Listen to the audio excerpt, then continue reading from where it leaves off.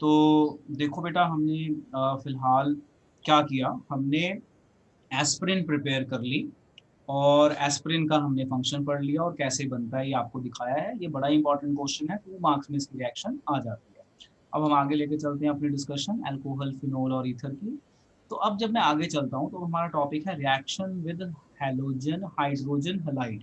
तो ये आपको ऑलरेडी पता है, बड़ी इजी रिएक्शन है कि alcohol reacts with hydrogen halide to form alkyl halide. तो देखो कैसे होगा, ये कैसे बनाएगा कि ये H और ये OH कंबाइन होके निकल जाएंगे और RX बन जाएगा। तो ये हमने ऑलरेडी ना प्रिपरेशन ऑफ हेलो एल्केन में पढ़ा हुआ है। तो ये बड़ी इंपॉर्टेंट रिएक्शन है। अब यहाँ पे एक बड़ा इंपॉर्टेंट रिएजेंट आता है जिसे हम कहते हैं ल्यूकास रिएजेंट। अब ये ना टेस्ट के लिए यूज होता है। अब ये क्या होता है ल्यूकास रिएजेंट, मैं आपको समझाता हूँ। Lucas reagent is the combination of concentrated HCl and ZnCl2। अब ये इसकी हेल्प से हम क्या कर सकते हैं, जैसे मान लो पेपर में क्वेश्चन आ गया, how would you distinguish between primary, secondary and tertiary carbon. मतलब क्वेश्चन इस तरह से आ सकता है कि मान लीजिए आपके पास 3 टेस्ट ट्यूब है, टेस्ट ट्यूब 1 और test tube 1, test tube 2, test tube 3। और इन टेस्ट ट्यूब में हमने कुछ केमिकल डाल रखे हैं। ठीक है जी, लेटर से हमने इसमें कुछ केमिकल डाल रखे हैं। इसमें हमने कोई केमिकल डाल रखा है, इसमें हमने कोई केमिकल डाल रखा है। लेटर से हमने इसमें डाला हुआ है प्राइमरी अल्कोहल और हमने इसमें डाला हुआ है लेटर से सेकेंडरी अल्कोहल और लेटर से यहाँ पे हमने डाला हुआ है टर्शरी अल्कोहल। आपको नहीं बताया हमने किसमें क्या डाला हुआ है, बट ये डाला हुआ है। अब आपको बोला गया कि test tube 1 A B C या 1 2 3, एक में प्राइमरी अल्कोहल है, एक में सेकेंडरी, एक में टर्शरी, बट उस पर लिखा नहीं है। तो कहते हैं कि प्रूफ करो ये प्राइमरी है, ये सेकेंडरी है, टर्शरी है। तो उसके लिए जो हम टेस्ट लगाएंगे उस टेस्ट का नाम है ल्यूकास टेस्ट और ल्यूकास रिएजेंट। ये रिएजेंट है combination of concentrated HCl and ZnCl2। तो ल्यूकास टेस्ट को मैं LT लिख देता हूँ या LR लिख देते हैं, ल्यूकास रिएजेंट। आप क्या करेंगे, आप ल्यूकास रिएजेंट इसमें डालेंगे। ठीक है, Lucas reagent, Lucas reagent, Lucas reagent इसमें आप डालेंगे। आपने इन सब में डाला तो आप ये देखोगे जो टर्शरी वाला अल्कोहल है ना, उसमें टर्बिडिटी बहुत जल्दी बनती है, डालते ही बन जाएगी टर्बिडिटी। यानी आपने लुकास रिएजेंट डाला और अगर अल्कोहल की टर्बिडिटी जल्दी बनेगी, टर्बिडिटी मतलब पीपीटी, व्हाइट व्हाइट कलर की कुछ बन जाएगी फटाफट, पीपीटी व्हाइट व्हाइट, तो वो टर्शरी है। ठीक है, सेकेंडरी में 5 मिनट बाद बनेगी। अगर थोड़ी देर बाद बनती है, डालते डालते बन गई, तो टर्शरी अल्कोहल है। थोड़ी देर बाद बनी तो सेकेंडरी अल्कोहल है, और बनी ही नहीं हीट करके भी, मतलब घंटा 2 घंटा 3 दिन बनी नहीं रही, वो प्राइमरी अल्कोहल है। So this is the function of Lucas test. तो ल्यूकास टेस्ट कई बार आ जाता है, कई बार पेपर में क्वेश्चन आ जाता है, how will you distinguish between primary and tertiary alcohol, primary और सेकेंडरी अल्कोहल, और all 3 alcohols, how would you distinguish between them? Yes, Anmol, you want to ask something? No, चलो अब आप नो। इसे note कर लीजिए and it is very very important. Okay बेटा, तो हमने यहाँ पे सीख लिया कि हमें प्राइमरी, टर्शरी और सेकेंडरी अल्कोहल एक साथ दिया हो तो हम कैसे डिस्टिंग्विश करेंगे। तो ये टेस्ट भी हो गया, तो ये बन गया हमारा ल्यूकास टेस्ट। तो अभी तक हमने कौन कौन से टेस्ट पढ़ लिए आप रिकॉल कर लेना। आइडोफॉर्म टेस्ट पढ़ लिया, ल्यूकास टेस्ट पढ़ लिया, कोई और भी पढ़ा अभी तक बताओ। जो अभी तक हमने ऑर्गेनिक पढ़ी है, कोई और टेस्ट भी पढ़ा था। एक हमने और भी पढ़ा था सिल्वर नाइट्रेट टेस्ट, वो भी पढ़ा था, जिसमें आप अलग अलग तरह के हलाइड्स को डिस्टिंग्विश कर सकते हो। तो ये टेस्ट बेटा याद रखना, ये टेस्ट 1 मार्क में आ सकते हैं पेपर में। ठीक है, so they are very very important. अब हम चलते हैं आगे, हमने ल्यूकास रिएजेंट पढ़ लिया। अब हम जब आगे चलते हैं तो हमारा टॉपिक आता है डिहाइड्रेशन। अब देखिए डिहाइड्रेशन का क्या मतलब होता है। तो डिहाइड्रेशन का मतलब होता है लॉस ऑफ वाटर। अब डिहाइड्रेशन करने के लिए हमें कुछ केमिकल्स की जरूरत पड़ती है। वो कौन से केमिकल है जो डिहाइड्रेशन करते हैं। तो इसका आंसर है, केमिकल्स कौन कौन से हैं जो डिहाइड्रेशन करते हैं। एक तो कंसंट्रेटेड H2SO4, या फिर आप फॉस्फोनिक, अपना फॉस्फोनिक एसिड H3PO4 ले सकते हैं, या फिर आप एनहाइड्रस ZnCl2 या फिर एल्यूमिना ले सकते हैं। तो सबसे ज्यादा जो हम यूज करते हैं इसका H2SO4 का हम ज्यादा यूज करते हैं, या फिर H3 फॉस्फोरिक एसिड का हम ज्यादा यूज करते हैं। ठीक है जी, तो ये ज्यादा रिएजेंट हैं जो डिहाइड्रेशन करते हैं। अब आप समझो, डिहाइड्रेशन का मैंने मतलब बताया, मैं यहाँ पे लिख भी देता हूँ। तो देखो, डी डी का मतलब होता है लॉस, और हाइड्रेशन का मतलब आपको ऑलरेडी पता है, हाइड्रेशन का मतलब होता है वाटर। तो अगर किसी रिएक्शन में वाटर लॉस हो जाए तो उस रिएक्शन को हम डिहाइड्रेशन रिएक्शन कहते हैं। अब आप देखो, कंसंट्रेटेड H2SO4 एट टेम्परेचर 443 को आप अल्कोहल को इस कंडीशन में हीट करोगे ना, तो अल्कोहल वाटर लॉस कर देता है। अब मैं इसका मेमोरी एड बता रहा हूँ। टॉपिक है हमारा reactions of alcohol and phenol. तो रिएक्शंस ही चल रही हैं जो हमने याद रखनी है। देखो, ये है H, मैं इसको ना समझा देता हूँ कैसे हुआ।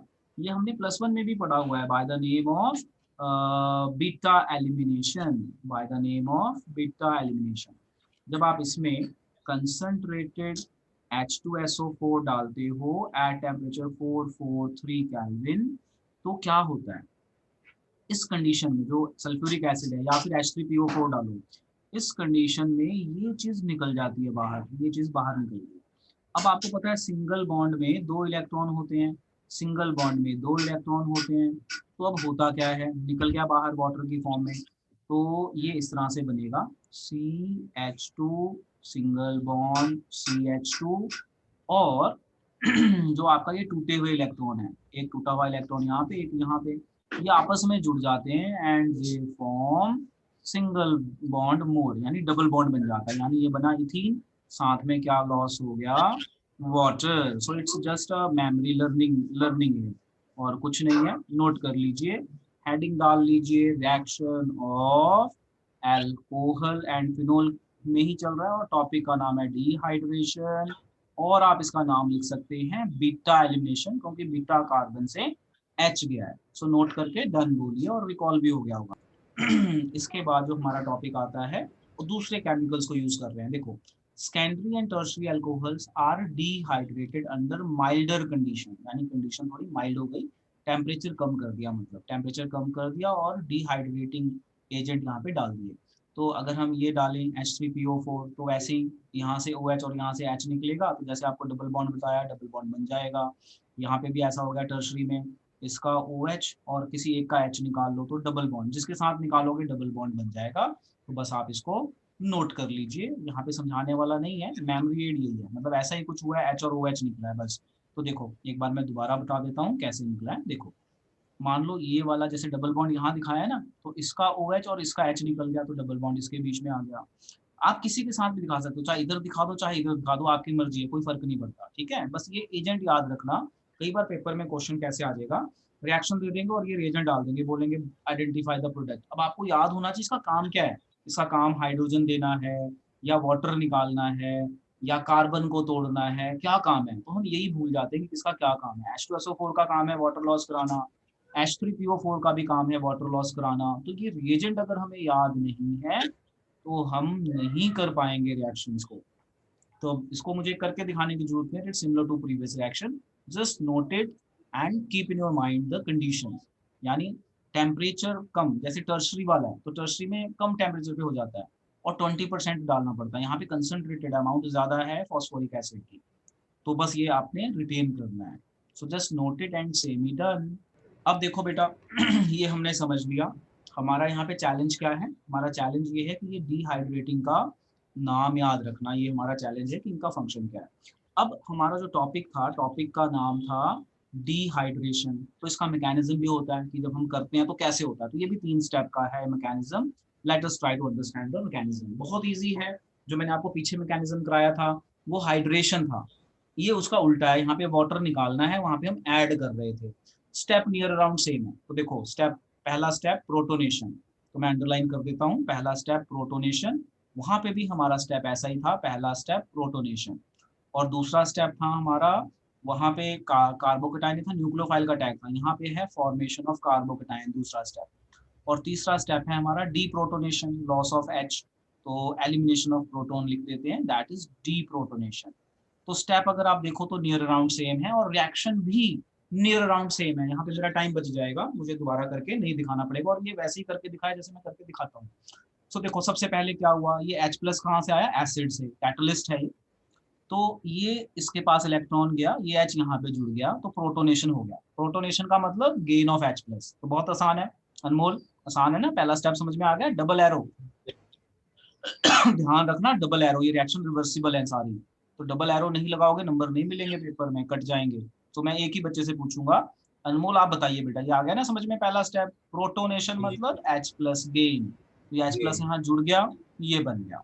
अब क्या होगा, जो ऑक्सीजन है ना वो पॉजिटिव चार्ज रख नहीं सकता, तो ये फटाफट ये वाला बॉन्ड तोड़ देगा, देखो ये वाला बॉन्ड तोड़ देगा, क्योंकि ऑक्सीजन को इलेक्ट्रॉन चाहिए चाहिए, वो पॉजिटिव को बियर नहीं कर सकता, तो ये यहाँ से बॉन्ड तोड़ देगा। जैसे ही बॉन्ड तोड़ा तो कार्बन के ऊपर पॉजिटिव आ गया, तो हो गया हमारा फॉर्मेशन ऑफ कार्बोकेटायन। तो ये वाला बॉन्ड तोड़ेगा, वाटर अलग, तो डिहाइड्रेशन हो गई ना, टॉपिक का भी नाम यही है, मैकेनिज्म ऑफ डिहाइड्रेशन, वाटर अलग हो गया। अब कार्बन अपना पॉजिटिव खत्म करने के लिए अगले स्टेप में क्या करेगा, डी प्रोटोनेशन कर देगा, H प्लस लॉस कर देगा। तो उसने क्या किया, कार्बन ने अपना पॉजिटिव खत्म करना है, साथ वाले कार्बन ने हाइड्रोजन के इलेक्ट्रॉन खींच लिया और ये H प्लस को बाहर कर दिया, ये आ गया। तो एसिड, एसिड से रिएक्शन शुरू हुई थी, एसिड पे खत्म हो गई, यानी ये कैटलिस्ट है।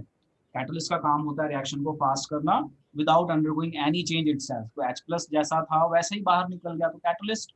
और ये हमारे 3 स्टेप हो गए, चलो इसे नोट कर लो, it is very very important. एक बार मैं दोबारा समझाता हूँ, टॉपिक का नाम है हमारा mechanism of dehydration of alcohol या इथेनॉल। तो इसके 3 स्टेप हैं। पहला स्टेप है प्रोटोनेशन, दूसरा स्टेप है फॉर्मेशन ऑफ कार्बोकेटायन, एंड तीसरा स्टेप है डीप्रोटोनेशन, लॉस ऑफ प्रोटोन। तो पहले स्टेप में हमने क्या किया, हमने एरो दिखाई और H प्लस को गेन करवाया, तो H प्लस गेन हो गया तो ऑक्सीजन पे पॉजिटिव आ गया, ये बन गया प्रोटोनेशन। अगले स्टेप में दिखाया कि कार्बन के ऊपर पॉजिटिव आ गया, कैसे आया, तो जो हमारा ये प्रोडक्ट बना था, तो यहाँ पे ऑक्सीजन के ऊपर पॉजिटिव चार्ज है, तो ऑक्सीजन पॉजिटिव रख नहीं सकता क्योंकि इलेक्ट्रोनेगेटिव है, वो खींचेगा और कार्बन से बॉन्ड तोड़ देगा। तो जैसे ही कार्बन से बॉन्ड तोड़ गया तो कार्बन के ऊपर पॉजिटिव आ गया, तो ये बन गया कार्बोकेटायन, है ना। अब कार्बोकेटायन अपने आप को स्टेबल करना चाहेगा, तो वो क्या करेगा, यहाँ से H प्लस यहाँ दिखा देंगे मूव होते हुए, ये वाले इलेक्ट्रॉन और H प्लस बाहर, तो यहाँ डबल बॉन्ड बन गया। तो यही तो बन रहा था, अगर एक अल्कोहल वाटर लॉस कर दे तो इथीन बनता है। तो वो हमने एक नॉर्मल रिएक्शन पढ़ ली, ये हमारी नॉर्मल रिएक्शन थी। मैकेनिज्म में हमें बताना पड़ता है कि क्या हुआ स्टेप वाइज, कि पहले क्या हुआ, फिर क्या हुआ, फिर फाइनली क्या हुआ, ये सारा हमें स्टेप वाइज बताना पड़ता है। तो आप ये सारा नोट कर लो, आज हम बेटा इतना ही करेंगे, ठीक है, नोट करके डन बोलो।